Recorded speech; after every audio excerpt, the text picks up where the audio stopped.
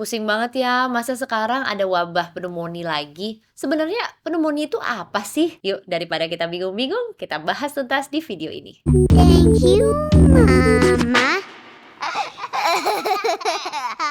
Bronkopneumonia atau yang sering kali disebut sebagai pneumonia merupakan peradangan atau inflamasi paru-paru yang disebabkan biasanya karena infeksi. Infeksinya itu bisa dikarenakan bakteri ataupun virus. Paru-paru kita digunakan untuk menghirup oksigen dan mengeluarkan karbon dioksida. Oksigen ini sangat-sangat kita butuhkan di dalam tubuh kita. Nah, karbon dioksida ini merupakan gas yang kotor yang harus kita keluarkan. Jadi seringkali kalau paru-paru kita itu mengalami inflamasi atau peradangan, pertukaran gas antara oksigen dan karbon dioksidanya itu terganggu. Ini yang sering kali menyebabkan saturasi oksigen menjadi turun, anak kita terlihat sesak, bahkan bisa sampai terlihat biru. Kapan kita bisa mengetahui apakah si kecil itu mengalami bronkopneumonia atau tidak? Gejala-gejalanya adalah nomor 1, anak kita batuk-batuk terus bahkan sampai sesak nafas atau terlihat kesulitan bernafas. Nomor 2, terdapat suhu yang tinggi atau demam. Demam itu adalah suhu di atas 37,5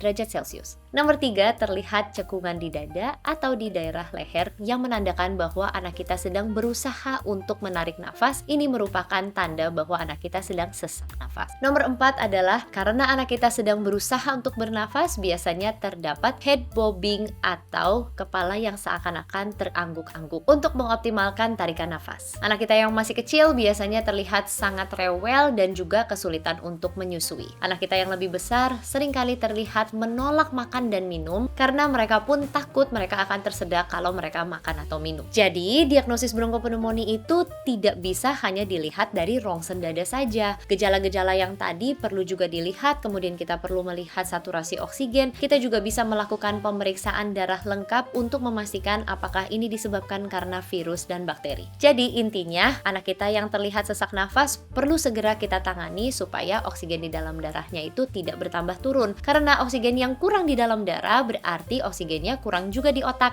Ini seringkali menyebabkan penurunan kesadaran. Jadi anak kita yang sesak nafas itu wajib banget dirawat di rumah sakit. Karena asupan makan dan minumnya juga menurun, maka biasanya mereka harus diinfus. Mereka harus menggunakan tambahan oksigen. Kalau mereka sesak banget bisa tuh menggunakan masker oksigen, tetapi kalau mereka tidak terlalu sesak bisa menggunakan nasal kanul, yaitu oksigen yang dari hidung. Untuk pengobatan kita melihat dulu nih apakah penyebabnya itu adalah infeksi virus atau infeksi bakteri. Apakah perlu obat-obat radang seperti kortikosteroid atau perlu juga antibiotik. Terkadang anak-anak yang bronkopneumonia juga diminta untuk dilakukan inhalasi supaya obatnya itu benar-benar masuk ke dalam paru-paru. Jadi pokoknya disesuaikan aja berdasarkan konsultasi dengan dokter spesialis anaknya. Mudah-mudahan setelah melihat video ini kita udah paham banget mengenai bronkopneumonia. Jadi jangan sampai kita mengambil resiko untuk merawat anak kita yang sedang sesak di rumah. Please banget jangan lakukan itu karena ini sangat-sangat berbahaya untuk si kecil. Semoga mama, papa, dan si kecil selalu sehat. Semangat terus mama, papa.